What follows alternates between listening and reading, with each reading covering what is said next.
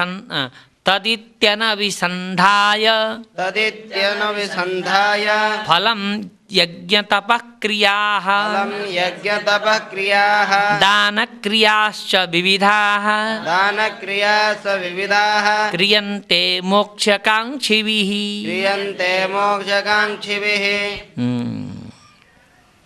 मोक्षकांक्षी भी मोक्ष चाहने वाले लोगों के द्वारा तद इति अनभिसंधाय अर्थात फलम अनभिसंधाय ऐसा अन्वय करिए। फलम अनभिसंधाय फल की अभिसंधि न रख करके, अभिसंधि माने चाहत, अभिसंधि माने चाहत, फल की अभिसंधि न रख करके, अनभिसंधि माने चाहत न होना, फल की चाहत न होना। फलाभिसंधि का मतलब हुआ फल की चाहत होना, फलानभिसंधि का अर्थ हुआ फल की चाहत न होना, फल की चाहत न रख करके किंतु मोक्ष की चाहत रख करके। मोक्षकांक्षी भी, मोक्ष चाहना फल नहीं है, ध्यान रखिएगा। मोक्ष जो है परमात्मा, मोक्ष का स्वरूप परमात्मा की प्राप्ति है और परमात्मा के लिए जो, परमात्मा की प्राप्ति के लिए जो कुछ भी किया जाता है वह कामना की कोटि में नहीं आता। तो मोक्षकांक्षी भी ही फलम अनभिसंधाय तद इति, तद का उच्चारण करके यज्ञ तप क्रिया, यज्ञ तपस्या क्रिया दान क्रिया आदि विविध कर्म उनके द्वारा किए जाते हैं। तत् शब्द का उच्चारण करके, तत्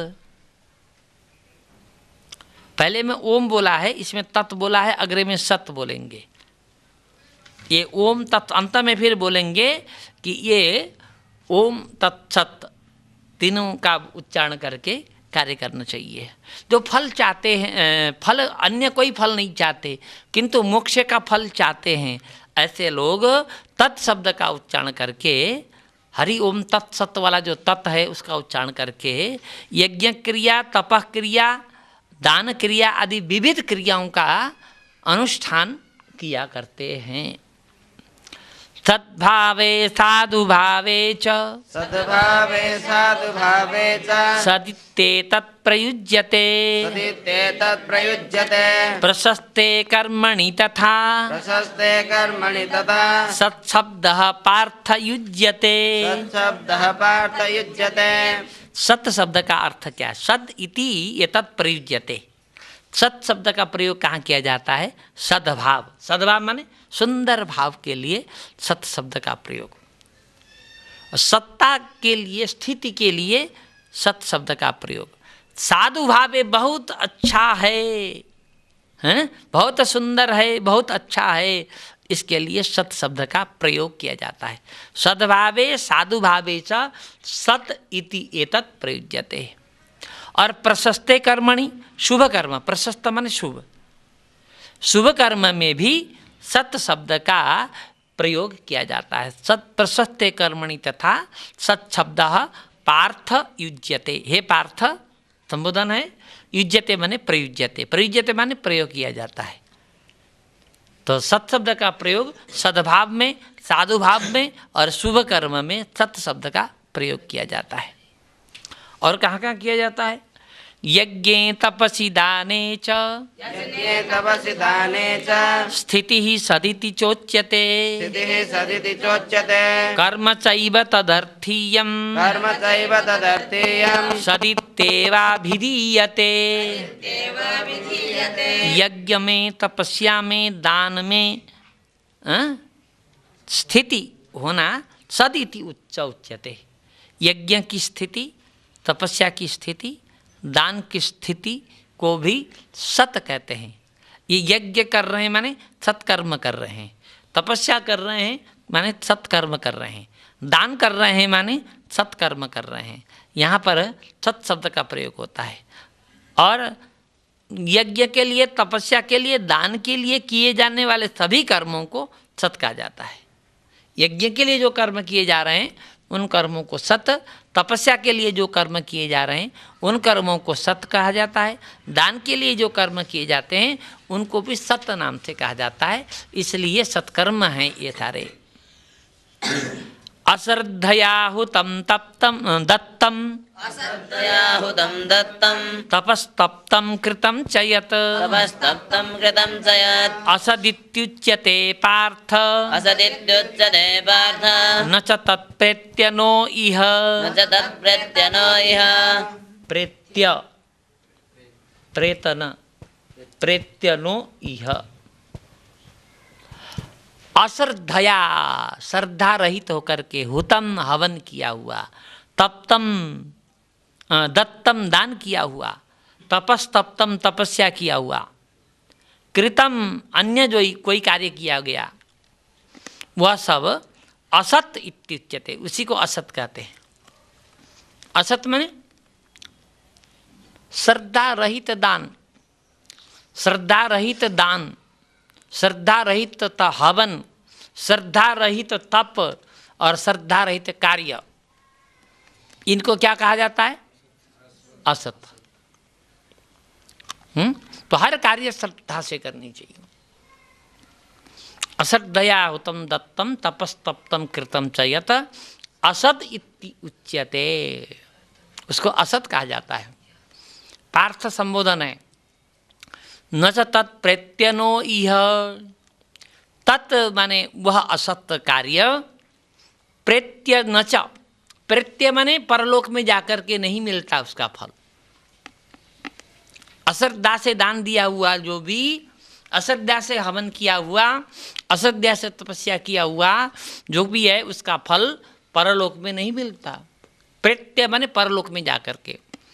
फिर नो इह, अरे इस लोक में भी नहीं मिलता, परलोक की बात छोड़ दो। तत्प्रेत्य न इह न, इस लोक में भी नहीं मिलता वो दान। इसलिए इन सभी क्रियाओं में, इन सभी क्रियाकलापों में, इन सभी धार्मिक कार्यों में श्रद्धा का होना बहुत आवश्यक है। पूजा में भी श्रद्धा होनी चाहिए, आराधना में, भगवान की आराधना में श्रद्धा होनी चाहिए, अनुष्ठान में श्रद्धा होनी चाहिए।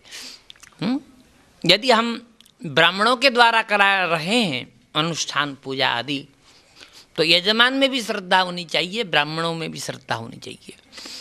ब्राह्मण भी अति श्रद्धा से युक्त होकर के कार्य करें तभी यजमान को पूर्ण फल मिलता है। कुछ लोग बोलते हैं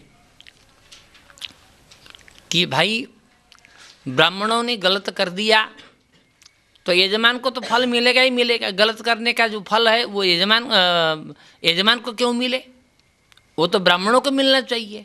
ब्राह्मणों ने गलत कर दिया तो ब्राह्मण के गलत करने का जो फल है, कुफल, वह ब्राह्मणों को मिलना चाहिए। यजमान ने तो भाई उनको दक्षिणा दी, इसलिए यजमान का कार्य सिद्ध होना चाहिए, ऐसा कहते हैं। ऐसा गलत है। ब्राह्मणों ने गलत किया, वो ब्राह्मणों को कुफल तो मिलेगा ही मिलेगा, लेकिन यजमान को फल ही नहीं मिलेगा। क्यों? यजमान को भी चाहिए कि सद ब्राह्मण का चयन करे। ऐसे आचरण वाले ब्राह्मणों का अन्वेषण करें। जो अनुष्ठान हम करा रहे हैं उस अनुष्ठान को विधि पूर्वक संपन्न करा देने वाले, श्रद्धा रखने वाले, विश्वास रखने वाले, शास्त्र से डरने वाले, कर्म से डरने वाले, ऐसे ब्राह्मणों का चयन करें। यदि धोती पहन करके आ गया तो ब्राह्मण है, ऐसा मान करके नहीं होगा। ब्राह्मण सत्पात्र है कि नहीं? यजमान को पूर्ण फल प्राप्त होने के लिए ब्राह्मण को योग्य होना भी आवश्यक है, योग्य ब्राह्मण का चयन करना भी आवश्यक है। तो अश्रद्धया हुतं दत्तं तपस्तप्तं कृतं च यत् असत इत्युच्यते। यदि ब्राह्मण ने सही नहीं किया तो वो असत हो जाएगा, फल नहीं मिलेगा। यजमान को फल नहीं मिलेगा और असत करने वाले ब्राह्मण को कुफल मिलेगा। इसलिए कोई भी अनुष्ठान यदि दूसरों से कराते हैं, ब्राह्मणों से कराते हैं, तो पात्रता का विचार अवश्य करना चाहिए। ओम तत्सदिति श्रीमद्भगवद्गीतासूपनिषत्सु ब्रह्म विद्यायां योगशास्त्रे श्रीकृष्णार्जुन संवादे श्रद्धात्रय विभाग योगो नाम सप्तदशोऽध्याय। श्रद्धात्रय, 3 प्रकार की श्रद्धा होती है, इसका वर्णन यहाँ पर किया गया। अब हम अंतिम अध्याय में प्रवेश कर रहे हैं। बहुत लंबा अध्याय है, 18वां अध्याय, और संपूर्ण सार इसी में है, और ज़्यादा सार तो 50वें श्लोक के बाद है। 18 अध्यायों का जो सार है वो 50 श्लोक के बाद ही मिलेगा, और सारतम वस्तु मिलेगा। 18वें अध्याय के प्रारंभ में अर्जुन का प्रश्न है, संन्यासस्य महाबाहो सन्न्यासस्य महाबाहो तत्त्वमिच्छामि वेदितुं तत्त्वमिच्छामि वेदितुं त्यागस्य च ऋषिकेश त्यागस्य च ऋषिकेश पृथक् केशिनिषूदन। पृथक्केनसूदन। यहाँ पर केशिनिषूदन, ऋषिकेश, महाबाहो, ये 3 संबोधन भगवान के लिए है। महाबाहु माने महान बलशाली भगवान हैं ही। ऋषिकेश माने इंद्रियों के स्वामी हैं, इसलिए ऋषिकेश कहा गया। और केशी निषूदन माने केशी नामक दैत्य का वध भगवान ने किया था, इसलिए केशी निषूदन भी भगवान का ही संबोधन है। 3 संबोधन एक श्लोक में है। हे भगवान, मैं संन्यास के तत्व को जानना चाहता हूँ। संन्यासस्य तत्वम वेदितुम इच्छामि। मैं संन्यास के तत्व को जानना चाहता हूँ, और त्याग के तत्व को भी जानना चाहता हूँ। त्याग के तत्व को पृथकतया जानना चाहता हूँ। त्यागस्य च ऋषिकेश पृथक, मैं पृथकतया जानना चाहता हूँ, आप मुझे बताइए। 2 प्रश्न किए, संन्यास का तत्व और त्याग का तत्व क्या है, वह हमें अलग अलग करके बता दीजिए।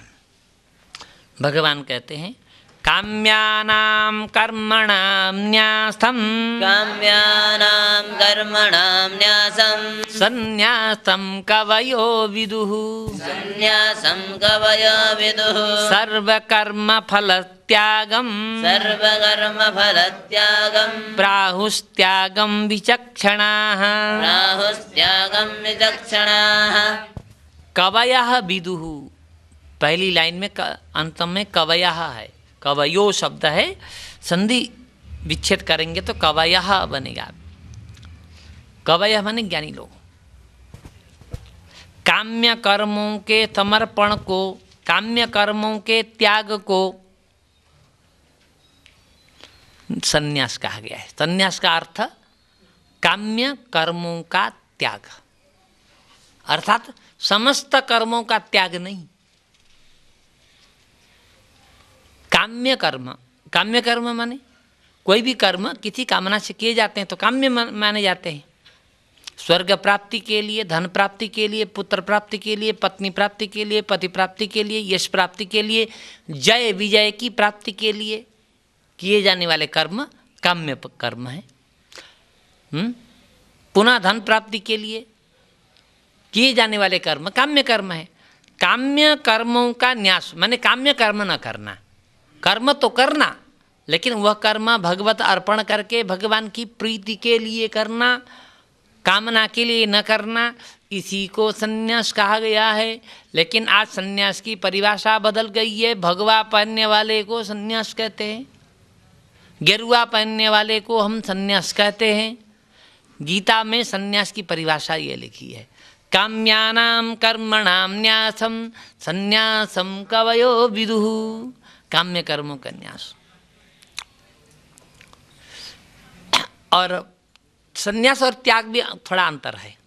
सर्वकर्म फल त्यागम, सभी कर्मों का फल प्राप्त होने पर भी त्याग करें।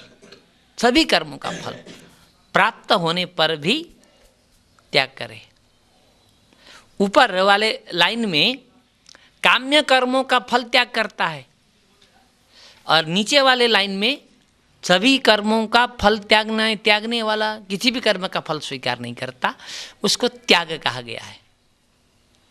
काम्य कर्मों के फल को त्यागना, काम्य कर्मों को त्याग देना, कामना की इच्छा से कर्म न करना, ये संन्यास है। और त्याग किसे कहते हैं? समस्त कर्मों का फल त्याग देना, स्वीकार न करना, वो त्याग है। काम्य और त्याग का अलग अलग वर्णन किया। अभी भी अच्छा क्या क्या नहीं त्यागना चाहिए ये भी आगे बताने वाले हैं। त्याज्यम दोष बदित्येके, त्याज्यम दोष विद्येके, कर्म प्राहुर्मनीषिणः, कर्म प्राहुर्मनीषिणः, यज्ञ दान तपः कर्म, यज्ञदान तपः कर्म, न त्याज्यम इति चापरे। त्याज्यम इति चापरे। यहाँ पर पहली लाइन में मनीषिणः शब्द है। मनीषिणः माने बुद्धिमान लोग। दोष बद इत्येके, एके मनीषिणः, यहाँ एके शब्द का अर्थ कई अर्थ है। कुछ बुद्धिमान लोग कर्म को दोष की तरह त्यागना चाहिए ऐसा मानते हैं। सभी कर्मों को जैसे हम दोषों को त्यागते हैं, उसी कर्मों को त्याग देना चाहिए ऐसे कुछ लोग मानते हैं। भगवान कह रहे हैं दोषवत कर्म त्याज्यम इति एके मनीषिणः प्राहु, ऐसा अन्वय करिए। दोष की तरह कर्मों का त्याग करना चाहिए, ये एक प्रकार के मनीषी कहते हैं। दूसरी लाइन में चापरे शब्द है। संधि विच्छेद करें तो च अपरे होगा। अपरे मनीषिणः, दूसरे मनीषी लोग यज्ञ दान तपः रूप जो कर्म है, यज्ञ कर्म, दान कर्म और तपस्या रूप कर्म, न त्याज्यम, इनका त्याग नहीं करना चाहिए। यज्ञ कर्म का त्याग नहीं करना चाहिए, दान कर्म का त्याग नहीं करना चाहिए और तपः कर्म का त्याग नहीं करना चाहिए। ये दूसरे मनीषी लोग कहते हैं। दो तरह के मनीषी हैं,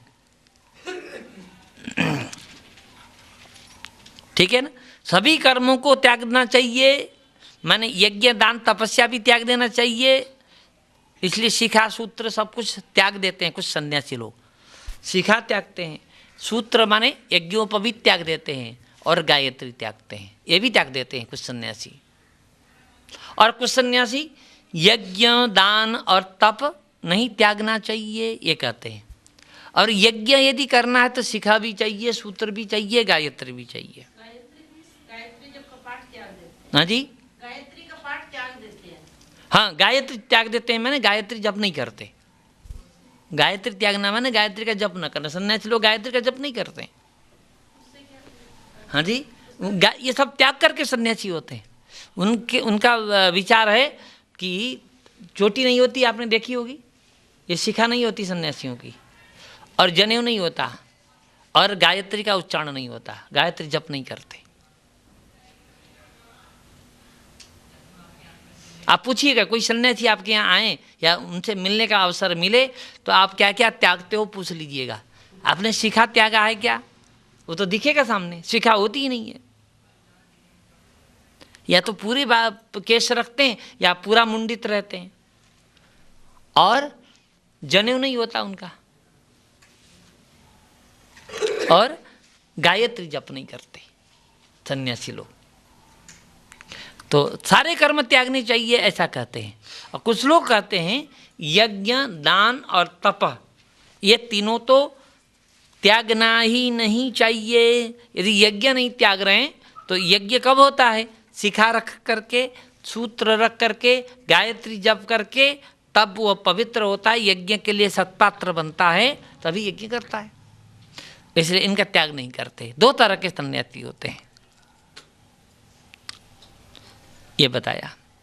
निश्चयं शृणु मे तत्र, निश्चयं शृणु मे तत्र, त्यागे भरत सत्तमा, त्यागे भरत सत्तमा, त्यागो हि पुरुष व्याघ्रः, त्यागो हि पुरुष व्याघ्रः, त्रिविधः संप्रकीर्तितः।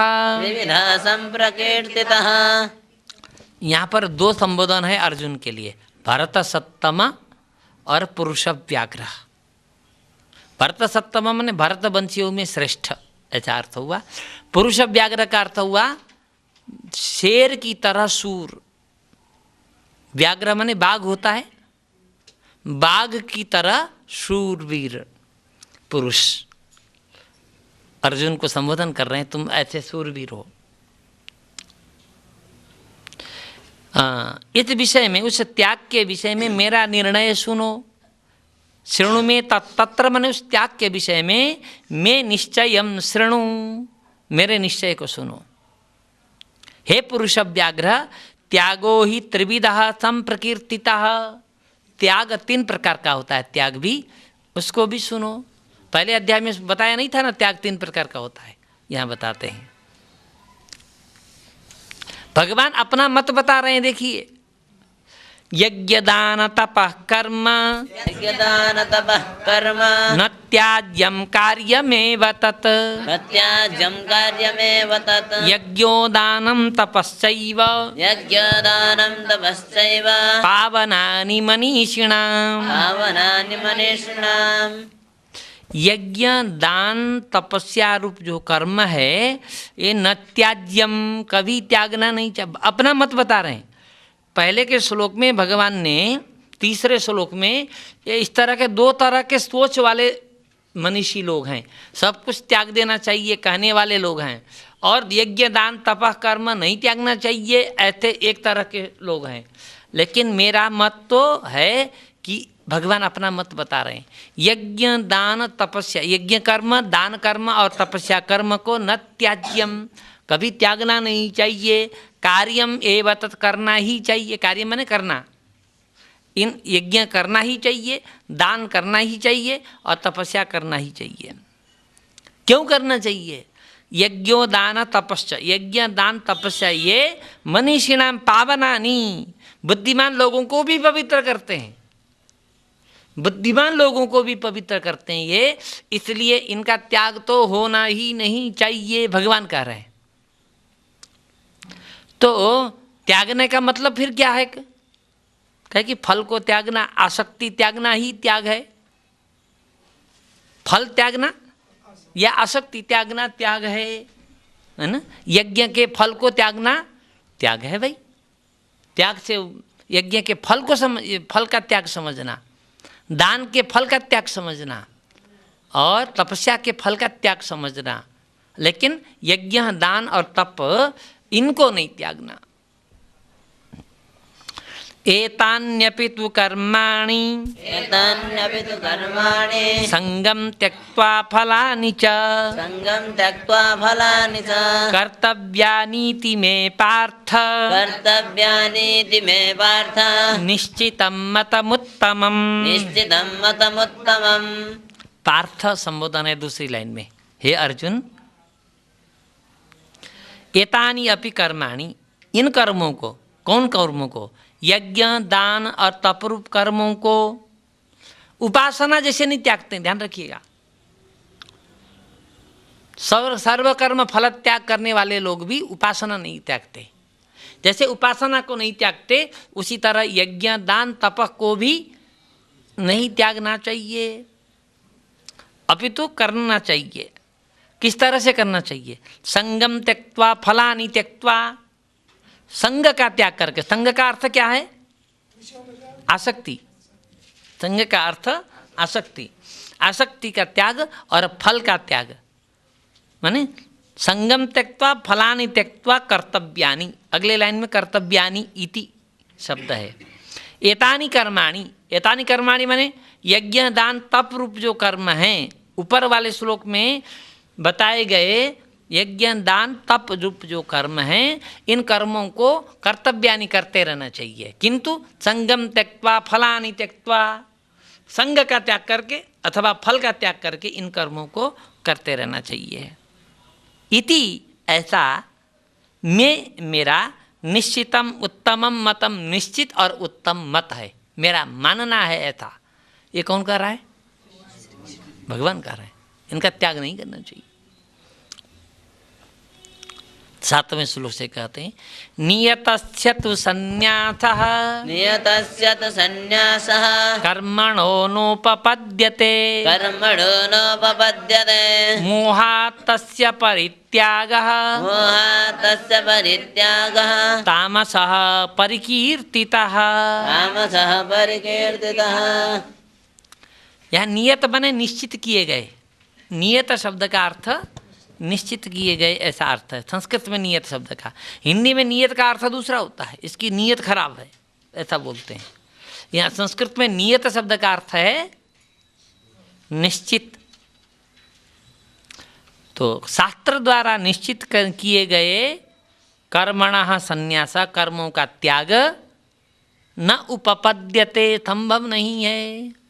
शास्त्रों ने जिन कर्मों को करने के लिए कहा उन कर्मों का त्याग करना उचित नहीं है। यहाँ पर संन्यास शब्द का त्याग अर्थ है, देखिएगा। इसके पहले संन्यास शब्द का ज्ञानयोग अर्थ भी था। एक शब्द के बहुत अर्थ होते हैं।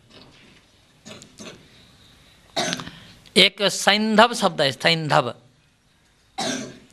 संस्कृत में सैंधव शब्द है, उसके दो अर्थ होते हैं। सैंधव माने घोड़ा और सैंधव माने नमक। सेंधा नमक बोलते हैं ना, सैंधव शब्द से सेंधा नमक बना है। तो सैंधव शब्द के दो अर्थ हैं, नमक और घोड़ा। तो दो दो अर्थ होने से हम किस अर्थ को लें ये संदेह बना रहता है। तब वहाँ निर्णय किया जाता है। यात्रा का प्रसंग हो तो सैंधव कहने से घोड़ा समझा जाएगा, भोजन का प्रसंग है तो सैंधव कहने से नमक समझा जाएगा। प्रसंग के अनुसार अर्थ होते हैं। एक शब्द के बहुत अर्थ होने पर भी प्रसंग के अनुसार अर्थ किए जाते हैं। यात्रा की चर्चा चल रही है, वहाँ पर सैंधवम आनय, सैंधव लाओ कहने से तो घोड़ा ही लाया जाएगा। लेकिन भोजन में बैठे हुए हैं, सैंधवम आनय कहा जाए तो कोई घोड़ा नहीं लाएगा, वहाँ तो नमक लाएगा। तो प्रसंग के अनुसार शब्द के अर्थ होते हैं। तो यहाँ पर संन्यास का अर्थ त्याग है। शास्त्र नियत कर्म का त्याग बन ही नहीं पाता। नियतस्य कर्मणः संन्यासः न उपपद्यते, उपपद्यते माने उपपन्न नहीं होता, उचित नहीं होता, युक्ति संगत नहीं होता। अतः मोहात् तस्य परित्याग माने मोह के कारण, मोह का अर्थ तात्पर्य है निर्णय न करने का वाली बुद्धि, पागलपन के कारण, पागलपन मूढ़ता के कारण यदि कर्म का त्याग करे तो उस त्याग को तामस त्याग कहा गया है। उस त्याग को,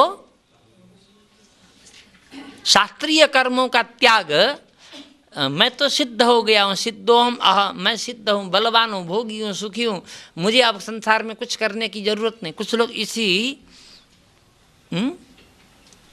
प्रकार के चिंतन में रहते हैं।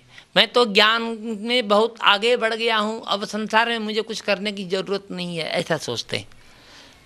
दान करने की मुझे क्या जरूरत है, मैं ज्ञान में इतना आगे बढ़ गया हूँ कि मैं पवित्र हो गया हूँ, ऐसा भ्रम पाले रहते हैं। मुझे संध्या करने की क्या जरूरत है, मैं बहुत आगे बढ़ चुका हूँ, संध्या बंदन करने की कोई जरूरत नहीं। इस तरह से सोचते हैं बहुत लोग।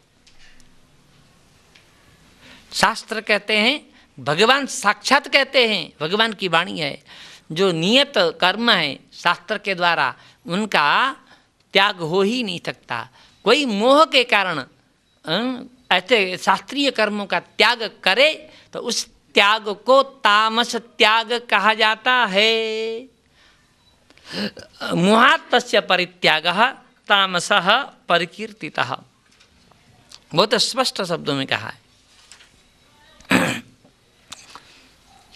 और राजस त्याग क्या है? दुःखमित्येव यत्कर्म, दुःखमित्येव यत्कर्म काय क्लेश भयात् त्यजेत्, काय क्लेश भयात् त्यजेत्, सकृत्वा राजसं त्यागं, सकृत्वा राजसं त्यागं, नैव त्यागफलं लभेत्, नैव त्यागफलं लभेत्। शास्त्रीय कर्म तो है, शास्त्रों ने निश्चित तो किया है, शास्त्रों ने आदेश तो दिया है, लेकिन इन कर्मों को करना कठिन है। दुखम, काय क्लेश, काय माने शरीर, क्लेश माने कष्ट, शरीर के कष्ट के भय से दुख मान करके यत कर्म त्यजेत, जिस कर्म का त्याग करता है, स्वकृता उस त्याग को करने पर राजसम त्यागम, वह त्याग राजस होता है। करने में कठिनाई होने के कारण त्याग दिया तो उस त्याग को सात्विक नहीं माना जाएगा, अपितु राजस त्याग माना जाएगा। नैव त्याग फलम लभेत, त्याग का जो फल है वह प्राप्त नहीं कर सकता। त्याग करने से जो मोक्ष फल प्राप्ति होती है उस फल को नहीं प्राप्त कर सकता। काय क्लेश के कारण त्याग कर रहे, इतना कठिन कौन करेगा। बहुत लोग उपासना नहीं कर सकते, बहुत लोग व्रत नहीं कर सकते। एकादशी का व्रत करना चाहिए। एकादशी का व्रत करने के कई फायदे हैं, अनेक लाभ हैं। हरिवासर कहा जाता है, भगवान का दिन है एकादशी। उस दिन भोजन न करने से शास्त्र में जो फल बताया गया है परमात्मा की प्रीति, वह फल तो मिलता ही है। कामना से एकादशी व्रत करे तो कामना के अनुसार फल मिलता है। धन चाहने वाला एकादशी व्रत करे तो धन की प्राप्ति होती है। हाँ, मोक्ष चाहने वाला एकादशी का व्रत करे तो मोक्ष की प्राप्ति होती है। पुत्र चाहने वाला एकादशी का व्रत करे तो पुत्र की प्राप्ति होती है। पितरों का मोक्ष चाह करके एकादशी का व्रत करे तो पितरों को मोक्ष मिलता है, कामना के अनुसार फल भी मिलता है। दूसरा, 15 दिन में एक दिन हम अपने पेट को बिल्कुल खाली रखें तो हमारा पाचन तंत्र एक दिन छुट्टी मना लेगा। अरे 7 दिन में एक दिन छुट्टी मनाते हैं लोग, और हमने अपने पाचन तंत्र को 15 दिन में तो दें एक दिन छुट्टी, कि पचाने के काम से छुट्टी मिल जाए। निराहार रहिए, निर्जला रहिए, रह के तो देखिए, क्यों नहीं रह सकते। हम 24 घंटे भूखे नहीं रह सकते, इतने कमज़ोर हैं हम। हाँ, कुछ नहीं रह सकते, किसी को बीमारी है, दवा लेनी है, शुगर की बीमारी है, ज़्यादा भूखे नहीं रहना है तो फलाहार लीजिए। फलाहार से भी नहीं चलता तो रोटी लीजिए। लेकिन जो समर्थ हैं वो लोग क्यों नहीं रह सकते। व्रत तो समर्थ लोगों के लिए है, कमज़ोर लोगों के लिए नहीं है। बीमार लोगों के लिए व्रत नहीं करना चाहिए, गर्भवती स्त्रियों को व्रत नहीं करना चाहिए, अति बुढ़े लोगों को व्रत नहीं करना चाहिए, बच्चों को नहीं करना चाहिए। बाकी जो समर्थ है उनको तो करना ही चाहिए। लेकिन काय क्लेश, भूख के डर से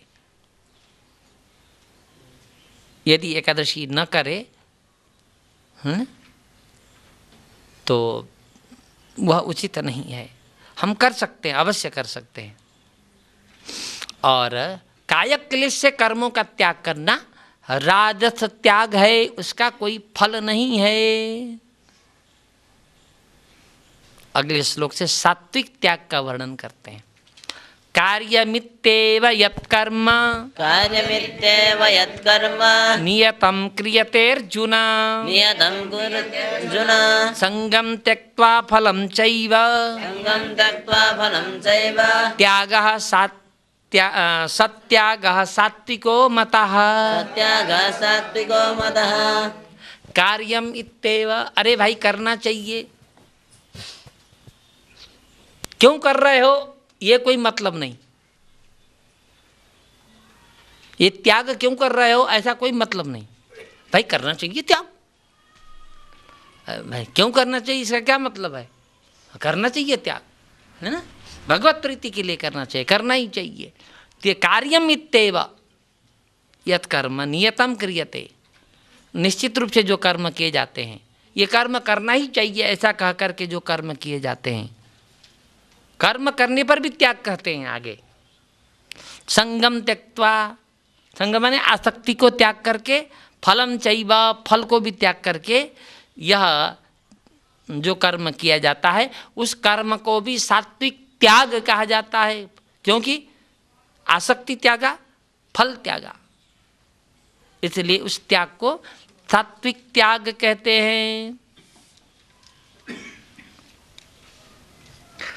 न द्वेष्ट्य कुशलम कर्म द्वेष्ट कुशलं कर्म कुशलेनानुसज्जते कुशलेनानुसज्जते त्यागी सत्त्वसमाविष्टो त्यागे सत्त्वसमाविष्टो मेधावी छिन्न संशयः। मेधावी छिन्न संशयः। सत्व समाविष्ट शब्द को पहले उठाना है। सत्व गुण से व्याप्त, सत्व समाविष्ट माने सत्व गुण से पूर्ण।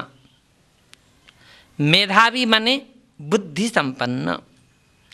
छिन्न संशय का अर्थ है संशय से रहित, संदेह रहित। त्यागी माने त्याग करने वाला पुरुष। पहले अंतिम लाइन का के शब्दों को उठाने के बाद अकुशलम कर्म न द्वेष्टि ऐसा अन्वय करिए। द्वेष्ट्य कुशलम है ना, संधि विच्छेद करेंगे तो द्वेष्टि अकुशलम होगा। अकुशल कर्म से द्वेष नहीं करता, अकुशलम न द्वेष्टि। जो कर्म कुशल पूर्वक नहीं किए जाते हैं, है ना, माने अकुशल का तात्पर्य इष्ट फल देने वाले कर्म को कुशल कर्म कहते हैं। जो कर्म इष्ट फल देते हैं उन कर्मों को कुशल कर्म कहते हैं, और जो इष्ट फल नहीं देते हैं, इष्ट के विपरीत फल देते हैं, उन कर्मों को अकुशल कर्म कहते हैं।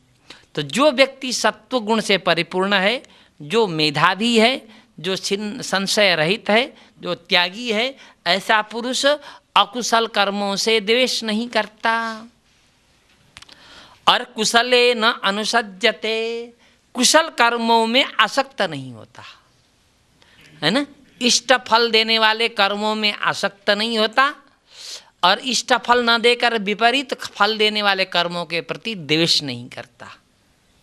भाव समझ में आ गया? कौन? सत्व समाविष्ट, मेधावी, छिन्न संशय, त्यागी, ऐसा पुरुष। बहुत स्पष्ट शब्दों में कहा है। अर्थात जो आता है मिल जाता है स्वीकार कर लो, उनमें आसक्ति मत रखो। अच्छा मिले तो भी स्वीकार कर लो, बुरा मिले तो भी स्वीकार कर लो। ये सात्विक त्याग है। 11वें श्लोक से सही स्पष्ट रूप से बोलने वाले हैं त्याग को। नहीं देय भृता शक्यम त्यक्तुम कर्माण्यशेषतः यस्तु कर्म फल त्यागी सत्यागीत्यभिधीयते। देह भृता शब्द को पहले उठाइए। देह भृता माने देह धारण करने वाले मनुष्य। देह धारण करने वाला